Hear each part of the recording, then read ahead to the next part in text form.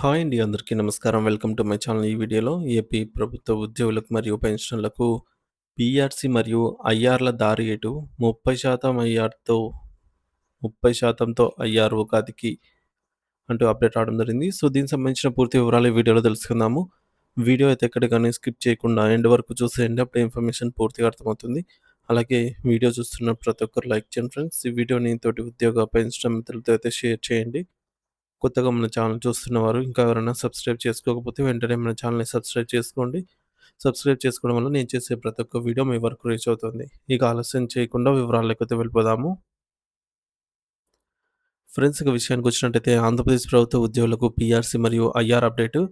ఆంధ్రప్రదేశ్ రాష్ట్ర ప్రభుత్వ ఉద్యోగులు ఎంతగానో ఎదురుచూస్తున్న పే రివిజన్ కమిషన్ పీఆర్సీ అమలు అనంతరం ఆహ్, ఐఆర్ ఐఆర్ ప్రకటనపై ఇంకా స్పష్టత రాకపోవడం పట్ల నిరాశ వ్యక్తం చేస్తున్నారు. 30% ఐఆర్ ఉగాది పండుగ కానుకగా ప్రకటిస్తారేమో అనే ఊహాగానాలు వినిపిస్తున్నాయి. కానీ ఇంకా అధికారిక ప్రకటన రావటం లేదు. ప్రస్తుత పరిస్థితి కూటమి ప్రభుత్వం అధికారంలోకి వచ్చి దాదాపు 2 ఏళ్లుగా వస్తోంది. ఈ సమయంలో అనేక కేబినెట్ సమావేశాలు మరియు బడ్జెట్ సమావేశాలైతే జరిగాయి. కానీ పీఆర్సీ అమలు, ఐఆర్ ప్రకటన లేదా ఉద్యోగులకు 35,000 కోట్ల పెండింగ్ బకాయిల చెల్లింపుల్లో ఎటువంటి అధికారిక నిర్ణయం తీసుకోలేదు. బకాయిలు చెల్లిస్తే ఒక్కో ఉద్యోగికి దాదాపు 2-4 లక్షల రూపాయల వరకు లబ్ధి చేకూరే అవకాశం ఉంది. కానీ మొన్న సంక్రాంతి పండుగ కానుకగా 1,100 కోట్ల రూపాయల ఉద్యోగుల డీఏ, డీఆర్ బకాయిల రూపంలో చెల్లించారు. అయినా అవి కూడా పూర్తి స్థాయిలో పెన్షనర్స్‌కి ఇంకా జమ కాలేదు. వివిధ కారణాల వల్ల అవి ఆగిపోయాయన్నమాట. కొన్ని బిల్లులు రిజెక్ట్ అయ్యాయి. కొన్ని బిల్లులు ఇంకా ప్రాసెసే చేయలేదు.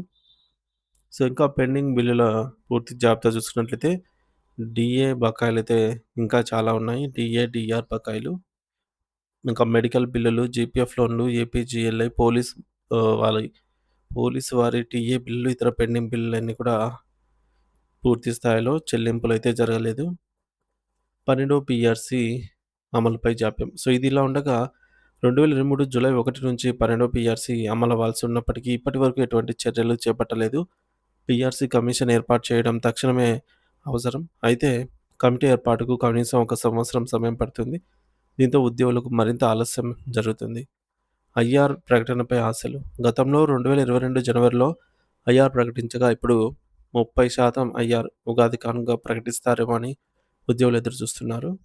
డీఏ అప్డేట్ అయినా ప్రకటిస్తారేమో అనే ఆశలు దసరా పండుగ సమయంలో ఉండగా అది కూడా జరగలేదు. ఉగాది సందర్భంగా 30% ఐఆర్ ప్రకటిస్తే ఉద్యోగులకు ఇది ఒక పెద్ద ఊరటగా అయితే మారుతుంది. పెండింగ్ ఉద్యోగుల పెండింగ్ అంశాలు చూసుకున్నట్లయితే పీఆర్సీ కమిటీ ఏర్పాటు కాకుండా ఉండటం వల్ల వేతన సవరణ ఆలస్యమవుతోంది.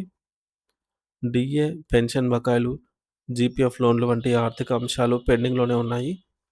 గత సంవత్సరం ఉద్యోగులకు జరిగిన నష్టాన్ని పూరించేందుకు తక్షణమే చర్యలు తీసుకోవాలని ఉద్యోగులు కోరుతున్నారు. ప్రభుత్వం తీసుకోవాల్సిన చర్యలు పీఆర్సీ కమిటీని త్వరగా ఏర్పాటు చేసి 12వ పీఆర్సీ అమలుకు అవసరమైన చర్యలు చేపట్టాలి. 30% ఐఆర్ ప్రకటన చేసి తక్షణమే ఉద్యోగులకు ఆర్థిక సహాయాన్ని అందించాలి. పెండింగ్ బకాయిలకు సంబంధించి షెడ్యూల్ విడుదల చేసి దానిపై స్పష్టమైన కార్యాచరణ అమలు చేయాలి.